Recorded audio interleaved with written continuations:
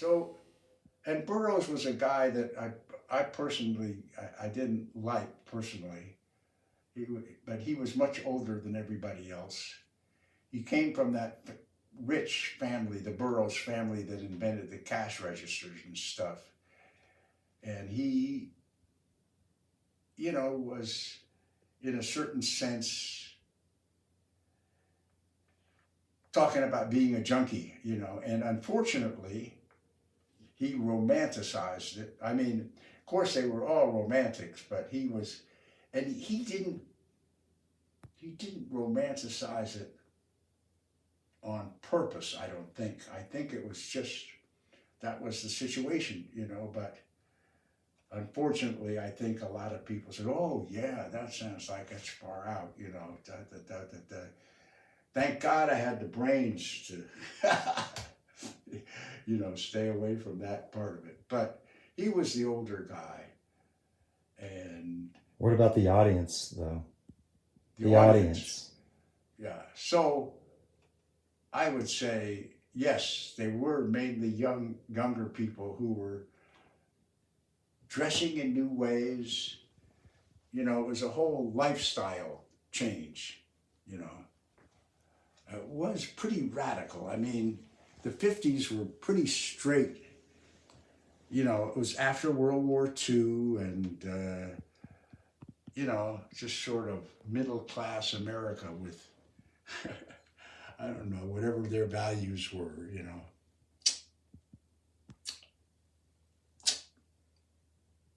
What year was that? Well, I think you're talking about early and middle 50s, something like that. Yeah, The Beat. I think I think you can pinpoint it. The first public reading of Howl was in the Six SIX gallery in San Francisco. And that was the breakthrough where suddenly everybody looked around and said, "Hey, there's a bunch of other people just like me. And hey, it's okay to do almost anything. And, you know, who's going to say anything about it? And yeah, that poetry reading started, and City Lights Bookshop, of course, Ferlinghetti bringing in all the literary magazines, stuff from Paris and so forth and so on. And I think that's when a certain center of culture switched from Paris all of a sudden. Oh, wait a minute.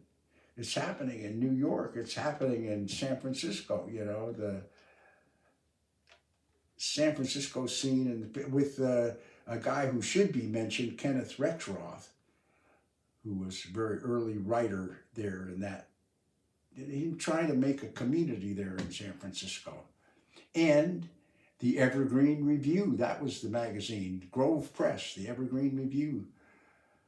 Yeah, the guy I worked for at the Chicago Review, he later went on to be an editor there at the Evergreen Review.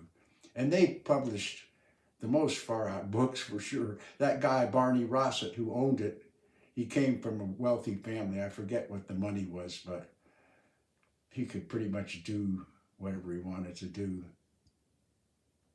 Oh, I see. That little light over there on the floor that coming from your machine, now it's going up on the wall and out the window and it's disappeared. Yeah. So,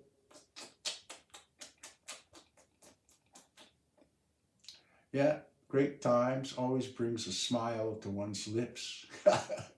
A lot of good humor, really funny stuff to laugh at and crack up, what was going on. And people were working just like any other time. People say to me, "Oh, yeah, why don't you write all this stuff down?" And I say, "Oh, yeah, writing is work." And my excuse is, I'd rather be playing music. I mean, And I can also say, off the record, like, or let's say my own, well, not as I was going to say, a lot of it was bullshit, but it's not true. Even, everybody was trying to put down what they were seeing and what they were experiencing. And I'll tell you one last fantastic story. So me and my buddy Paolo, we were sitting actually trimming grass somewhere, and there's a knock at the door. The mailman comes in, and he's got a tube like this. He says, "Some mail for you fellows." Oh yeah? Okay, thanks. So we open it up, and it's a 6-foot long poem written by some chick in San Angelo, Texas. Just nonstop. I mean, I don't know what she was on. And her name was Brooke Broadway. And me and Paolo looked at one another. We nodded our heads. And about 5 days later, our nodded our heads meant, this chick, we got to send her money for Greyhound bus to come. I forget where we were. I guess New York City. Come out to New York. Maybe it was San Francisco. I forget. And there came Brooke Broadway, and it was in New York, and she just made the scene there in a good way, working with that radical Catholic group that was helping poor people on the streets, and got to know everybody. She was, I think, and I may be exaggerating, 18 with already 2 kids and an abusive husband, but she went through that whole scene, the literary scene, and then went right back home. And then, I was in New York in my lovely apartment there. I get a phone call, and she says,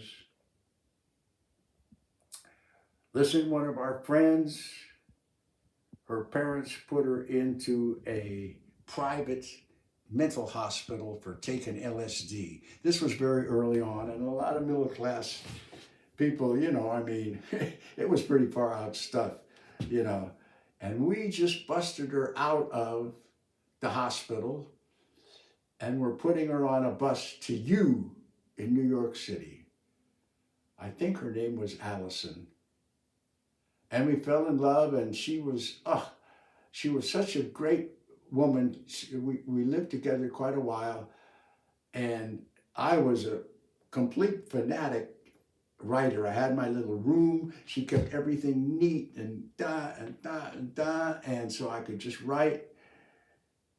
But she had been a junkie back, in that day. I guess that her parents were so upset about her too.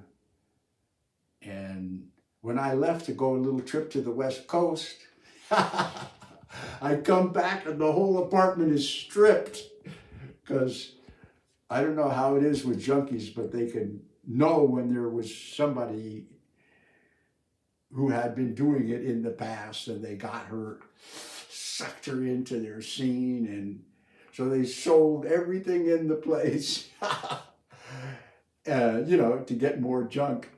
And I said to myself, well, at least they had the decency to close the door behind them.